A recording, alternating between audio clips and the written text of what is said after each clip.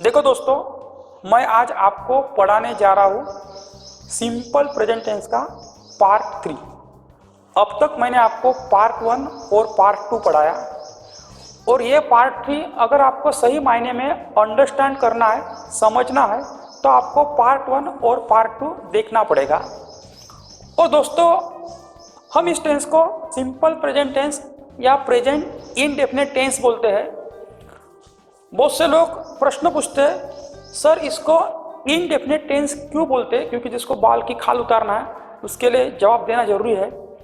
Indefinite यानी क्या होता है? अनिश्चित होता है, अनिश्चित टेंस। जैसे मैं खाना खाता हूँ, अगर इस वाक्य को आप बोलते हो तो तुम डेफिनेटली ये नहीं बता सकते हो तुम किस मोमेंट को खाते हो। खाना खाता हो इतना मालूम है, लेकिन कब खाते हो डेफिनेट नहीं है, बराबर। डेफिनेट का मतलब होता है निश्चित और इनडेफिनेट का मतलब होता है अनिश्चित। प्रेजेंट यानी वर्तमान, वर्तमान में अनिश्चित, लेकिन वर्तमान में मैं खेलने जाता हूँ, वो मुझे मिलता है, वर्तमान में लेकिन अनिश्चित, प्रेजेंट इनडेफिनेट टेंस। दूसरा महत्वपूर्ण मुद्दा है कि जब कोई स्टूडेंट इंग्लिश पढ़ता है या जीवन में कामयाबी हासिल करना चाहता है तो वो हमेशा फ्रूट की सोचता है। लेकिन दोस्तों, मैं आपको रिक्वेस्ट करता हूँ, think about the root, you will get automatically fruit. तुम रूट के बारे में सोचो, जड़ के बारे में सोचो। अगर आपको जड़ समझा, आपको बेसिक रूट समझा, बेसिक कॉज समझा, तो फ्रूट आपको मिल जाएगा। कोई भी पेड़ को फ्रूट इसलिए लगता है कि उसका रूट मजबूत है। आपको भी फ्रूट मिलेगा, लेकिन आपको आपका रूट मजबूत करना होगा। और मैं जिस तरह से आपको अभी इंग्लिश पढ़ा रहा हूं, तो मैं सोचता हूं दोस्तों कि आपका रूट मजबूत हो, फ्रूट तो आपको मिलने वाला है। ठीक है, तो दोस्तों ये पार्ट 3 है। पार्ट 3 में मुझे आपको ये चीज पढ़ाना है कि सिंपल प्रेजेंट टेंस का यूज कहाँ और कैसे कैसे होता है।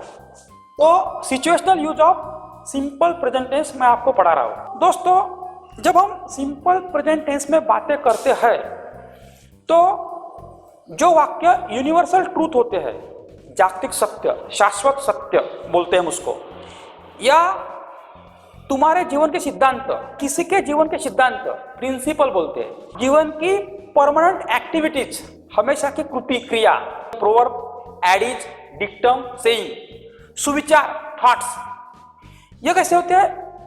यूनिवर्सली ट्रूथ होते हैं, वो परमानेंट होते हैं, उसमें कोई चेंजेस नहीं आ सकते। जैसे सूरज पूर्व में उगता है, मुझे पता दोस्तों, सूरज तो पूर्व में 1000 साल पहले भी उगता था और 1000 साल बाद भी उगने वाला है, ये तो मानते हो आप। तो वाक्य क्या होगा? Sun rises to the east, ये वाक्य यूनिवर्सल ट्रूथ है। पृथ्वी सूरज का चक्कर लगाती है, 1000 साल पहले भी लगाती थी, 1000 साल के बाद भी लगाएंगी, ये यूनिवर्सल ट्रूथ है, ये कभी चेंज होने वाली चीज नहीं है।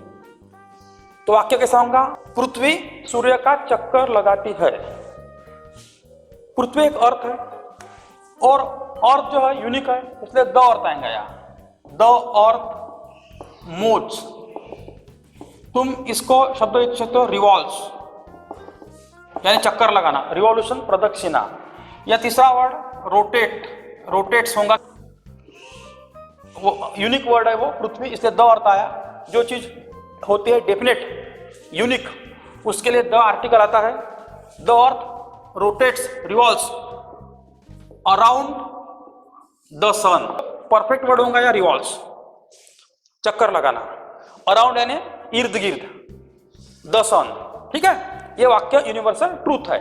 पानी 100 डिग्री सेल्सियस पे उबलता है, ये शास्त्रीय नियम है, प्रिंसिपल है। ये लोगों ने नियम ढूंढ के निकाला है और पानी 100 साल के बाद भी 100 डिग्री पे ही उबलेगा और 100 साल के पहले भी उबलता था, ये एक प्रिंसिपल है, ये ट्रूथ है। Water boils at 100 degree centigrade, 2 और 2 4 होते, ये भी एक प्रिंसिपल है, ये सिद्धांत है, शास्त्रीय सिद्धांत है। 2 and 2 make 4, adage, proverb, dictum, saying, उसको बोलते हैं मन, मनी, मनी।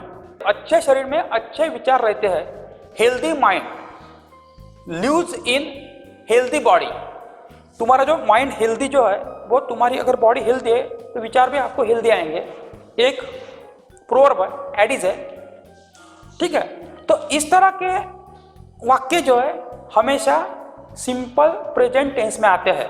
दोस्तों, आपकी आदत यानी हैबिट, आप बोलते हैं ना हैबिचुअल एक्टिविटीज, सवय जो है उसकी प्रक्रियाएं या आपकी नियमितता, रेगुलरिटी को आपको इंग्लिश बोलते समय दर्शाना है तो मोस्टली सिंपल प्रेजेंट टेंस का इस्तेमाल होता है।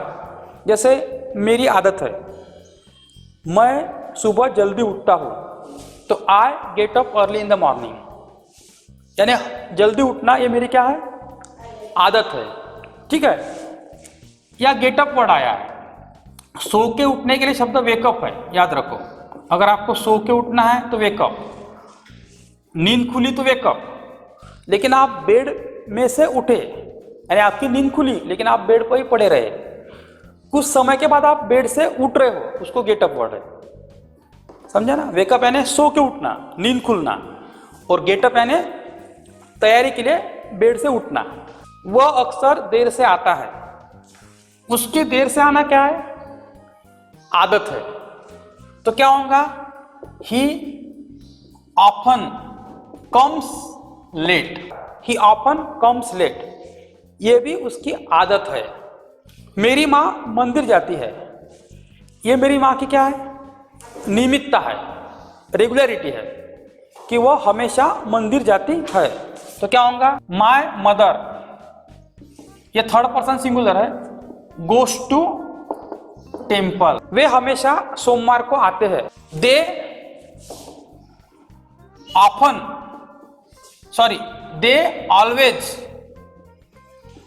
कम टू मंडे हियर, वह अक्सर देर से आती है। She often comes late. अभी देखो दोस्तों, एक महत्वपूर्ण मुद्दा फिर सिंपल प्रेजेंट टेंस में आता है कि आपको मालूम है adverb of time, adverb of time, adverb यानी क्या होता है, क्रिया विशेषण, एडजेक्टिव विशेषण, समय, क्रिया करने का जो टाइम है, विशेष टाइम, एडवर्ब ऑफ टाइम। जैसे ऑलवेज हमेशा, ऑफन अक्सर, समटाइम्स कभी कभी। देखो ये समटाइम्स वर्ड है, ये अलग है। सम यानी आई हैव सम नॉलेज, सम यानी थोड़ा, और टाइम यानी समय, ये अलग है। सम यानी थोड़ा, टाइम यानी समय, ये दो वर्ड अलग है। लेकिन सम टाइम्स आया तो इसका मतलब होता है कभी कभी, ठीक है। जनरली, जनरली वह क्लास को आता है, generally he comes to the class, वो कभी कभी क्लास को आता है। He comes to the class sometime, वो हमेशा मुझे मिलता है। ही ऑलवेज मीट्स मी, वह कभी कभी चलता है। ही वॉक्स समटाइम्स, वो अक्सर बातें करता है, वो अक्सर तुम्हारे बारे में बातें करता है। ही ऑफन टॉक्स अबाउट यू, हमेशा वह पैसे खर्च करता है। यूजुअली ही स्पेंड्स मनी, वो कभी कभी पीता है, वो पीता है लेकिन कभी कभी पीता है। ही ड्रिंक्स ओकेजनली, यानी कोई प्रोग्राम रहा, कोई प्रसंग रहा तो वो पीता है, तो उसको बोलते हैं ओकेजनली। अब एक सेल्डम वर्ड है, ये एडवर्ब ऑफ टाइम है। एक ही कुत्ता है तो आएगा बार्किंग डॉग सेल्डम बाइट्स, और मुझे ऐसा बोलना है भौंकने वाले कुत्ते शायद ही काटते हैं, तो बार्किंग डॉग्स सेल्डम बाइट, ठीक है दोस्तों। तो ये एडवर्ब ऑफ टाइम के वर्ड आपको समझ में आ गए। तो तुम्हारी आदत को और तुम्हारी नियमितता को दर्शाने के लिए सिंपल प्रेजेंट टेंस में वाक्य बनाए जाते हैं। देखो दोस्तों, मैं एक बात आपको समझा के दे रहा हूँ, always try to think about root, don't try to think about fruit. अगर आपकी जड़ मजबूत होंगी तो फल आपको ऑटोमेटिकली मिलेगा। देखो दोस्तों, कुछ वर्ड है एडवर्ब ऑफ टाइम के जो तुम्हारी हैबिट रेगुलरली बताने के लिए काम आते हैं। तुम्हारी आदत जो है ना, उसको रेगुलरली बताने के काम आते हैं। जैसे देखो, मैं डेली वहाँ जाता हूँ, I go there daily, daily यानी हमेशा। मैं हर रात वहीं रुकता हूँ, I stay there every night. मैं हर सुबह पढ़ाई करता हूँ। I study every morning. मैं हर हफ्ते मंदिर जाता हूँ और भगवान की पूजा करता हूँ। I go to temple every week and worship God. वह हर महीने मालिक को मिलता है, पैसे की डिमांड करता है। क्या होगा? He meets to the owner यानी मालिक every month and demands money. Every year आपको मालूम है हर साल। वंस अ वीक इसका मतलब हफ्ते में एक बार। जैसे सर हफ्ते में एक बार शब्द याद लेते हैं।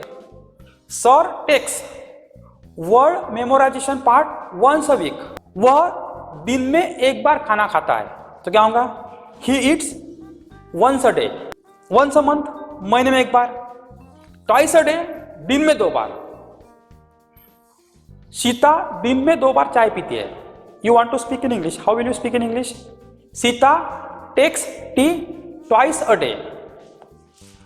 ट्वाइस अ वीक बोला तो हफ्ते में 2 बार, और ट्वाइस अ मंथ बोला तो महीने में 2 बार। तो ये जो वर्ब है वो तुम्हारी रेगुलर हैबिट को दर्शाने के लिए काम में आते हैं। इसको हम एडवर्ब ऑफ टाइम बोलते हैं। मैंने आपको 2 टाइप पढ़ाए, लेकिन मैं ये बात सोचता हूँ कि आपकी वाक्य की प्रैक्टिस अब तक नहीं हो पा रही है, या मैंने आपको इतने वाक्य नहीं दिए कि आप प्रैक्टिस ले सके और उसी वाक्यों को इंग्लिश में बोल सके, क्योंकि प्रैक्टिस बहुत जरूरी है दोस्तों। तो मैंने आपके सामने 19 वाक्य रखे हुए हैं। थोड़ा समय के लिए वीडियो को पॉज करो, पूरे वाक्य को आपके बुक पे लिख लो और खुद होके जितना मैंने आपको अब तक पढ़ाया है, पार्ट 1, पार्ट 2, अभी ये पार्ट 3 चालू है, तो उसको सॉल्व करने की अपने बलबूते पर कोशिश करो। खुद कोशिश करो उसको सॉल्व करने की, और सॉल्व नहीं होते तो मैं सॉल्व करके देता हूँ। ठीक है? बताओ। देखो, मैं सीखता हूँ। How can you speak in English? I learn. क्योंकि मैं ये फर्स्ट पर्सन सिंगुलर है, और फर्स्ट पर्सन सिंगुलर के सामने यस यस नहीं लगता। तुम सीखते हो, यू लर्न।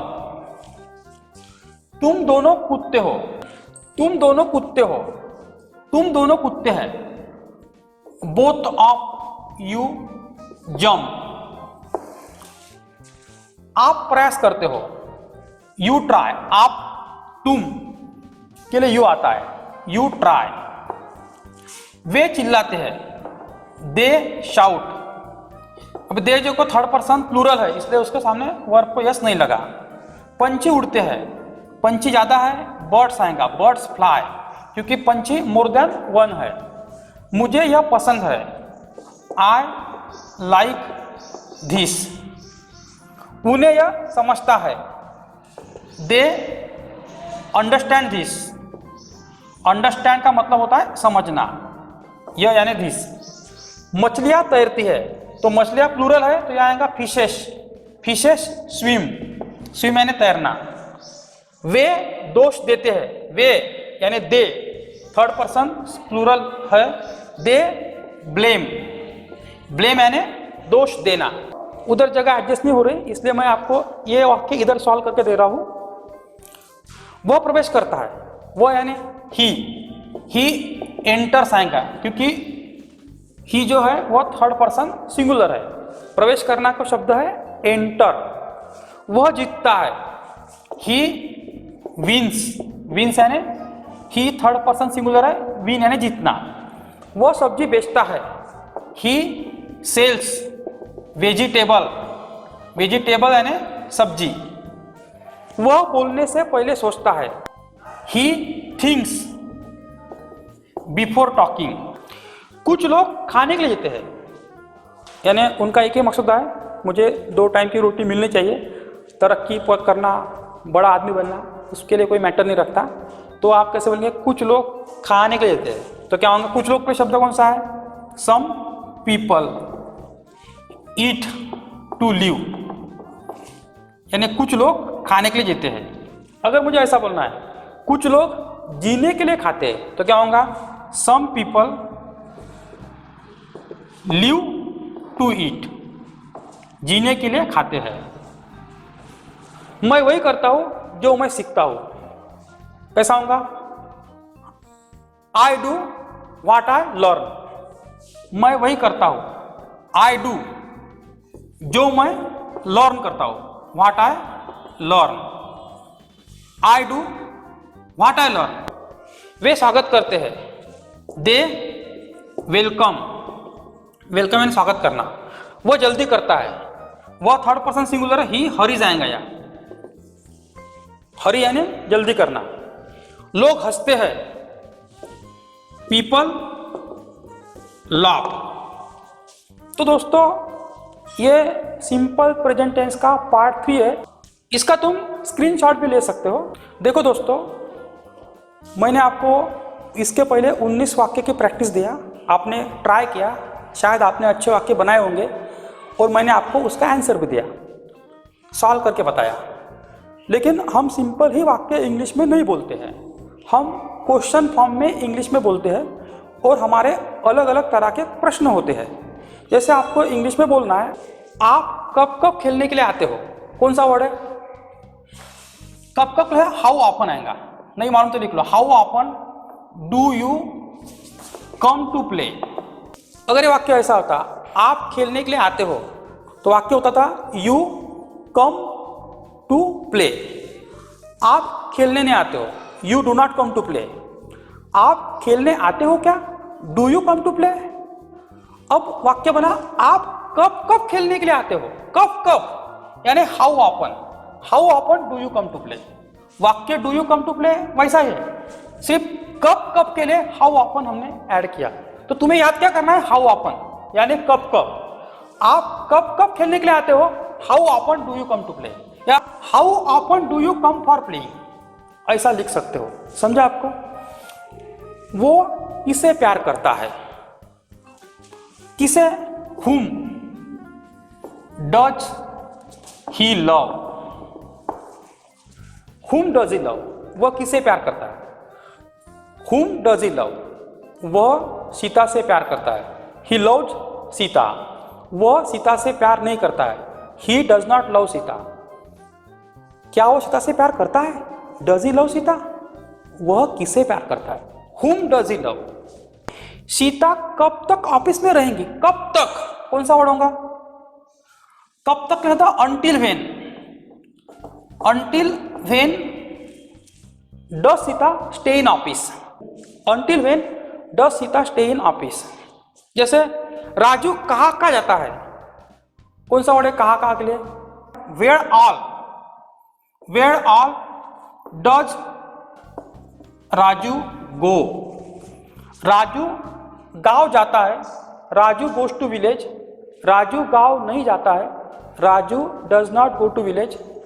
राजू, क्या राजू गांव जाता है, क्या राजू गांव जाता है, does Raju go to village. Raju कहाँ जाता है, where all does Raju go. Where all यानी कहाँ, ये दिमाग में रखो। यह सुनने में अच्छा लगता है, इट साउंड्स गुड, ऐसा वाक्य बनता है। जैसे बारिश आती है, इट रेन्स।